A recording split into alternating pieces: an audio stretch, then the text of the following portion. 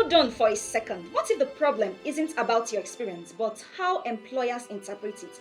Think about it. Two graduates can complete the same internship, attend the same NYSC program, volunteer on similar projects, and even go to the extent of applying for the same job. One gets hired, the other keeps searching. So, what creates the difference? It is not about who has more experience. It's about who has made the experience more meaningful to the employer. And that gap is where opportunities are lost or won. Today, I will show you how you will turn the experience you've struggled so hard to build into real employability and for ultimate job opportunity. Ensure you stay with me and get your hands on it. Let's start with the real problem. Let's be honest.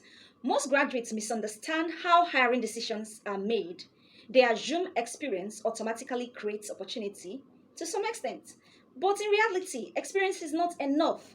Employers are not just measuring effort, they are filtering clarity of value. It is not just what you did, but what it means to them. And when that clarity is missing, even the strongest experience becomes invisible, not rejected, but just overlooked quietly. And that becomes the real problem. So, how do you start? First, turn your experience into real evidence. This is where most graduates lose positioning because often at times you describe what you did and not what changed while you were there. Employers don't hire participation, they hire contribution. So your experience must answer one question. What actually changed while you were there? What difference did your presence create while you were working there? Now, take for instance two graduates that did their internship in a pharmaceutical laboratory. The first one says, I assisted in testing samples during my internship. And the second says, I supported quality control testing of raw materials and finished products, maintained accurate documentation, and helped improve consistency in laboratory reports. Who do you think the employer will pay heed to? You see, the experience is no longer an activity. It becomes an impact, a proof of impact. And that proof is what creates the trust. That is what the employer is looking for. And this is where most graduates miss it. Now you see, it is not about what you did, but how you can be able to convince the employer that what you did actually had a positive impact in your previous role. Then the second one, have a professional identity. In today's job environment, especially in Nigeria, many graduates don't follow one straight path.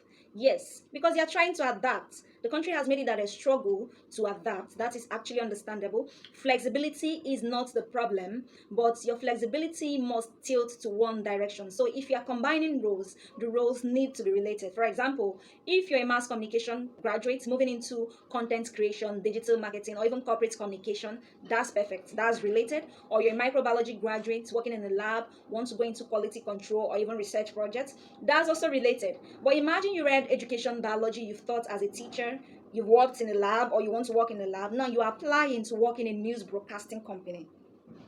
The employer is not going to see that relatable. They'll see it as confusion, and confusion is even worse than lack of experience. So you need to have a professional identity. Your CV must speak to the direction that you're moving to, all right?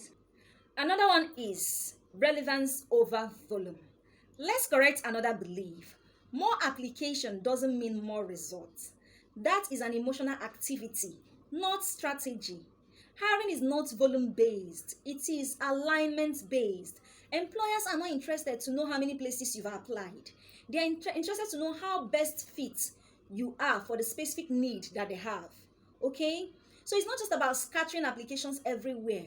Look for the one that you best align with. That is when you have opportunity to get more calls for interview.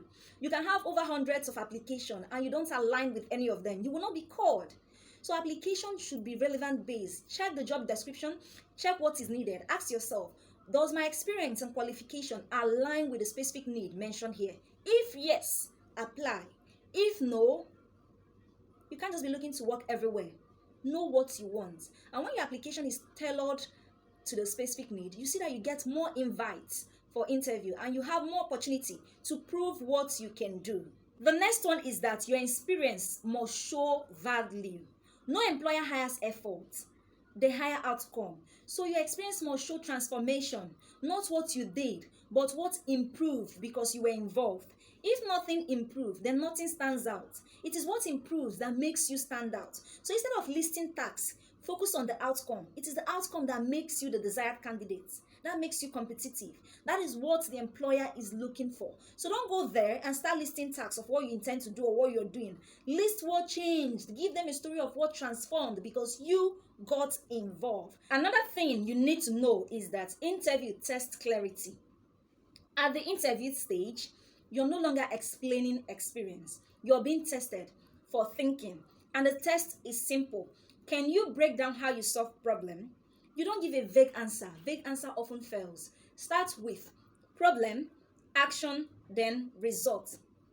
Problem, action, result. This automatically shifts you from someone who just participated and someone who can solve problem.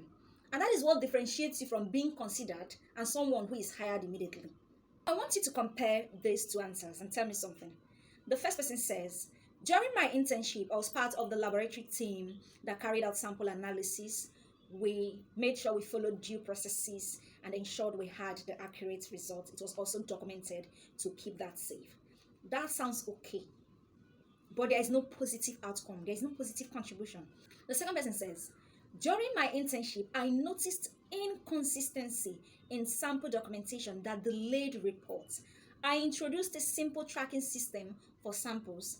This improved retrieval efficiency and reduced delay in reporting. Look at them. Look at the two of them. The second answer shows critical thinking, shows contribution, shows outcome, shows problem solving. That is what employers are looking for. That is what they want to hear. Let's be clear. Experience does not create employability. Clarity does. Employment happens when your experience becomes structured, relevant, visible, and outcome driven. That is what turns your experience into opportunity. Here is the question. Are you just gathering experience or you're structuring your experience into employability?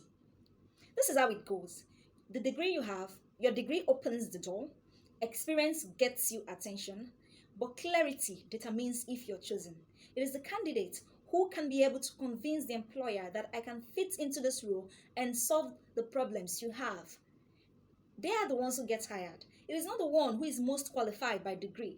It is not the one who has the most experience, but the one who is clearly understood and who can fit into that role, who has convinced the employer that I am best fit for this role.